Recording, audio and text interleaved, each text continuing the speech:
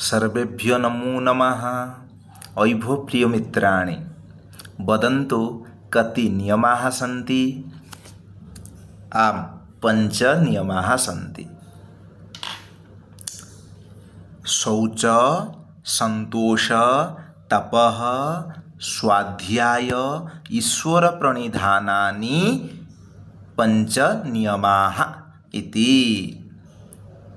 तर्हि आदौ शौचः, सन्तोषः, तपः, स्वाध्यायः, ईश्वरप्रणिधानानि, एते 5 नियमाः सन्ति। अस्तु, तर्हि भवन्तः वदन्तु योगस्य कति अङ्गानि सन्ति?